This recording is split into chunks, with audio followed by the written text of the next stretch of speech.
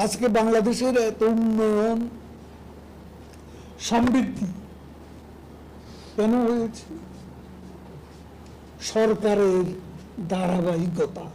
আজকে মির্জা ফখরুল ইসলাম যখন বলেন বাকশালী শাসন, বাকশাল কোনো এক দল নয়, এটা ছিল একটা জাতীয় দল এবং এটার নামটা কৃষক আর শ্রমিক যুক্ত করা হয়েছে। এটা তো আওয়ামী লীগ, কৃষক শ্রমিক আওয়ামী লীগ।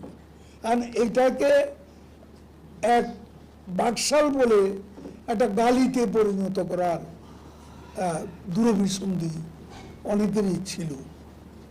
কিন্তু আমি মির্জা ফখরুলকে বলতে চাই, আপনাদের প্রতিষ্ঠাতা, আপনাদের নেতা জিয়াউর রহমান অফিসিয়ালি বঙ্গবন্ধুর কাছে আবেদন করে বাকশালের সদস্য হয়েছে। নগদে 500 টাকা বা তার বেশি পেমেন্টে পেতে পারেন ঢাকায় জমি সহ 20 কোটি টাকার পুরস্কার।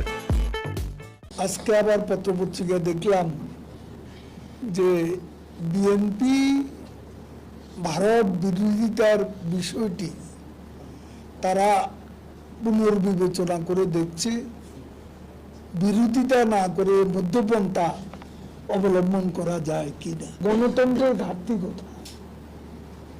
সংসদ আছে, সংসদ চলছে, সংসদে বিরোধী দল সরকারের সমালোচনা করছে শুরু থেকে। আমরা তো কারো মুখ বন্ধ করে দিয়েছি। বাইরেও যারা সংসদে নেই, বিএনপিও যখন যা খুশি ফ্রি স্টাইল বক্তব্য দিচ্ছে। তারপর তারা আজকে একের পর এক সমাবেশও করে দিচ্ছে। তারা 28 অক্টোবর যা করে গিয়েছিল, নির্বাচন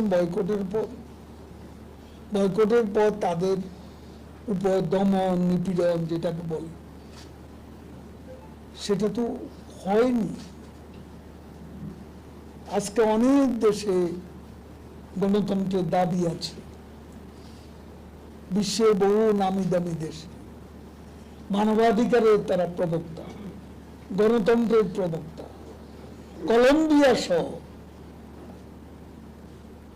যুক্তরাষ্ট্রের কয়েকটা ভার্সিটিতে ছাত্রদের যে আন্দোলন, সেই আন্দোলন দমন করতে গিয়ে কিভাবে মেয়েদের পেছনের দিকে হাত নিয়ে রশি দিয়ে বেঁধে গ্রেপ্তার করা হয়েছে। নগদে 500 টাকা বা তার বেশি পেমেন্টে পেতে পারেন ঢাকায় জমি সহ 20 কোটি টাকার পুরস্কার। আওয়ামী লীগ সরকার তো বিএনপির সাথে ব্যবহার করেনি। তারা রিসেন্টলি ইলেকশনের পরও, বয়কট করার পরও তাদের কোনো সভা সমাবেশে যেখানেই তারা করতে চেয়েছে, তারা সভা সমাবেশ করতে পারছে বিনা বাধা। আমরা তো কোনো প্রকার হস্তক্ষেপ, দমন নিপীড়ন যেগুলো তাদের মুখের ভাষা, এগুলো তো বাস্তবায়ন। এখন আপনি বলেন আমার গণতন্ত্রের ঘাটতি। আমি যদি বলি গণতন্ত্রে আমরা অনেক দেশের তুলনায় সারপ্লাসে আছি।